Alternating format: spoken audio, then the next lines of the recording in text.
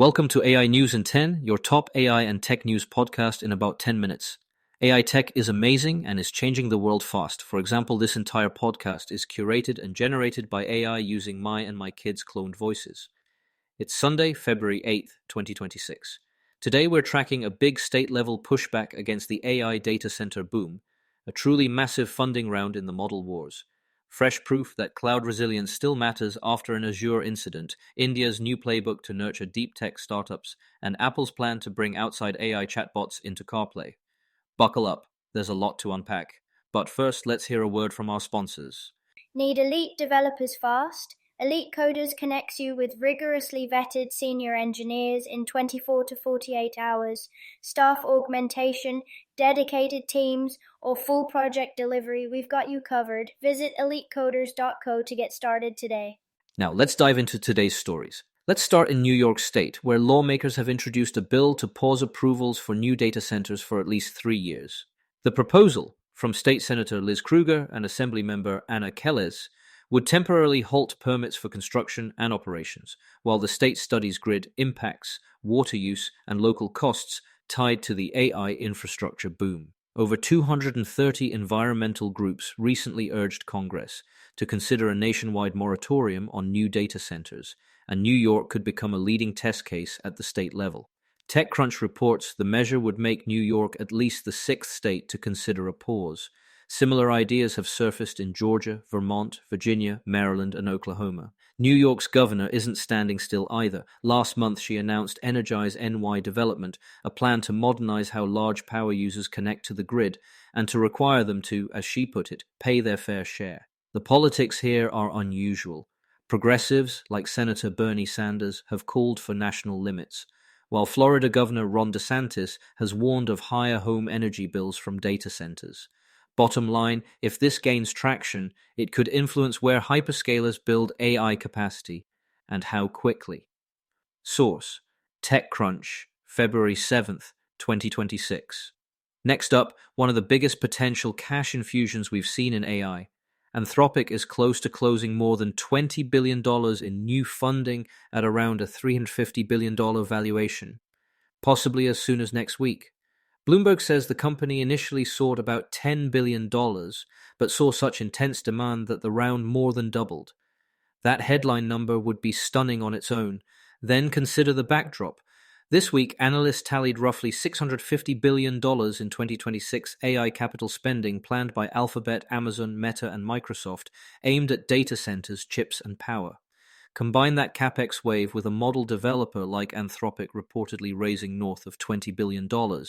And you get a picture of an ecosystem financing both the factories of intelligence and the intelligence itself. How might Anthropic deploy that capital? Expect a mix: compute procurement, talent, model training, enterprise tooling, and more partnerships to push Claude deeper into workflows. The risk investors will watch is classic. Can revenue scale anywhere near as fast as costs in a year dominated by infrastructure build-outs and fast-moving agentic features? Source: Bloomberg, February 7th, 2026. Story 3. Microsoft Azure had a tough Saturday. Starting around 8 a.m. UTC on February 7th, Azure reported a broad service incident in the West US region. The status page showed degraded or intermittent availability across a long list of services, including Azure Kubernetes Service, Cosmos DB, Storage, Service Bus, Azure Resource Manager, and the Azure OpenAI Service. Microsoft posted rolling updates through the day as telemetry and performance recovered, but it's a fresh reminder. The bigger your dependency on one cloud region, the more urgent it is to have failover and throttling plans ready. If you're running mission-critical AI workloads, vector databases, model endpoints, auto-scaling inference clusters, build for multi-region resilience. Test your chaos drills and confirm your runbooks today, not after the next blip. Sources: Microsoft Azure Status Page Updates, February 7th, 2026. The Verge noted West Coast data center issues the same day. Before we continue, here's a quick message from our sponsors. This episode is brought to you by Family GPT, the AI chat platform actually designed for kids. If your children are curious about ChatGPT, but you're worried about what they might see, Family GPT gives you full parental controls, content filtering, and the ability to align responses with your family's values, whether Christian, Muslim, Jewish, secular, and many more. Monitor every conversation, set usage limits, and let your kids explore AI safely. No ads, no data selling, complete privacy. Sign up free at familygpt.chat. That's FAMILYGPT.chat. All right, let's get back to it. To India, where the government just overhauled its startup framework to better fit deep tech timelines. The big changes: deep tech startups, think space, semiconductors, biotech, can now retain official startup status for 20 years, doubled from the prior 10. And the revenue threshold for startup-specific tax, grant, and regulatory benefits rose to 3 billion rupees, about $33 million, up from 1 billion. This aligns policy with reality. Science and engineering-led companies often need longer R&D horizons before commercial scale. There's also serious public capital forming around this strategy. India's 1 trillion rupee Research, Development and Innovation Fund, about $11 billion, aims to provide patient capital across equity, credit, and grants, often routed via professional managers. Venture firms including Accel, Bloom Ventures, Celesta Capital, Premji Invest, IdeaSpring, Qualcomm Ventures, and Kalari have banded together as the India Deep Tech Alliance, with NVIDIA advising, to catalyze private investment alongside the state's push. It's early days, but the direction is clear: match the long gestation periods of deep tech with longer policy and funding tenors. Source: TechCrunch, February 7th, 2026. And finally, Apple is preparing to let third-party voice-controlled AI chatbots plug directly into CarPlay.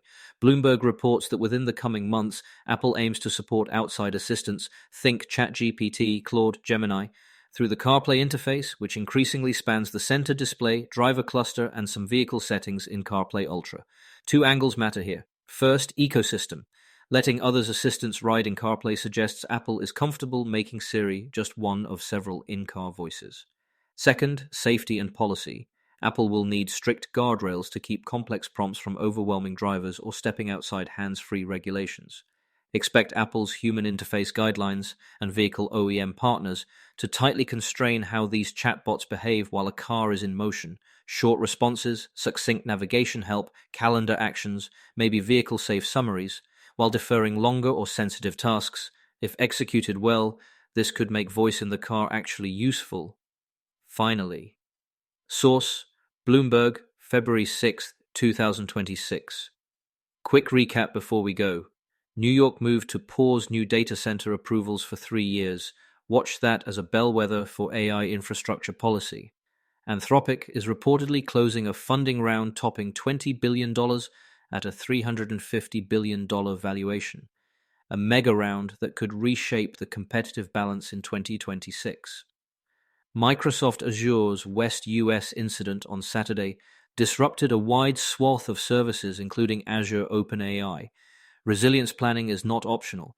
India just extended deep tech startup status to 20 years and is mobilizing a trillion rupee R&D fund to back it. And Apple plans to let third-party AI chatbots into CarPlay, opening up your dashboard to a new class of assistants. Sources: TechCrunch, Bloomberg, Microsoft Azure status page, and The Verge, all from February 6 through 8, 2026. Thanks for listening, and a quick disclaimer: this podcast was generated and curated by AI using my and my kids' cloned voices. If you want to know how I do it or want to do something similar, reach out to me at emade@ainewsin10.com. That's ainewsin10.com. See you all tomorrow.